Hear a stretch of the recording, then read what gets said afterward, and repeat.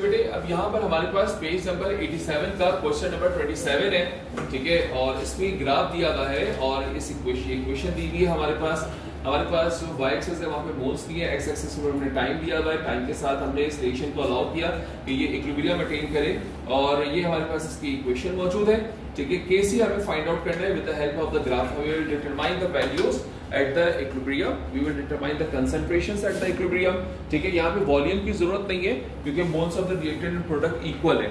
And we are going to first we are going to determine the concentrations, ठीक है, of the reactants and product at the equilibrium. अब equilibrium के ऊपर देख रहे हैं तो देखिए यहाँ पे इसको पूरा काम करके हमें दे दिया है। इक्विलिब्रियम के ऊपर x2 और y2 की कंसंट्रेशन कितनी दी हुई है? 0.2।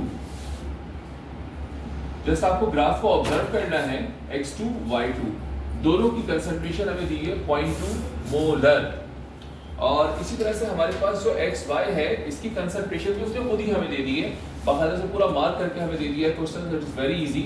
xy और बेटे इसकी वैल्यू जो हमारे पास गिवन है दैट इज 0.6 मोलर। देखो ये इक्विलिब्रियम हो गया। जब इक्विलिब्रियम आता है तो कंसंट्रेशन बिकम्स कांस्टेंट। रिएक्टेंट और प्रोडक्ट की कंसंट्रेशन हमने कैरेक्टरिस्टिक्स ऑफ केमिकल इक्विलिब्रियम के पॉइंट नंबर 3 पढ़ा था कि इन दोनों की कंसंट्रेशन जो है वो इक्विलिब्रियम पे कांस्टेंट हो जाती है। रिमेंबर मैं ये नहीं कह रहा कि इक्विलिब्रियम पे इक्वल हो जाती है। Concentrations of reactants and product becomes constant at equilibrium but may और may not be equal.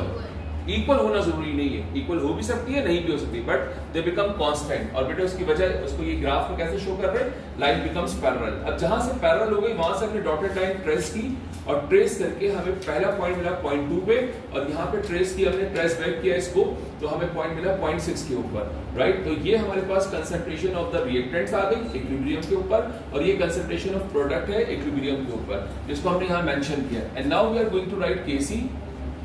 So product हमारे पास आ जाएगा xy और xy जो है उसका स्क्वायर और नीचे बेटे x2 और यहाँ पर है y2। यस और नो?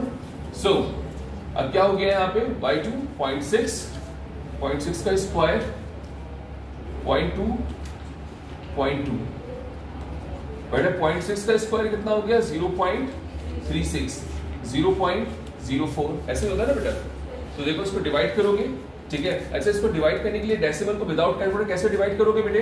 देखो यहाँ पर आप देखिए कि यहाँ पर 2 डिजिट्स हैं, राइट, डेसिमल के बाद, और यहाँ पे भी 2 डिजिट्स हैं। सो बेटे ऐसी सूरत में जब नंबर ऑफ डिजिट्स डेसिमल के बाद इक्वल हो तो आप इसको ऐसे भी लिख सकते हो, ठीक है। और 4 और 0.4 का मतलब एक ही होता है, तो 0 हटा दो।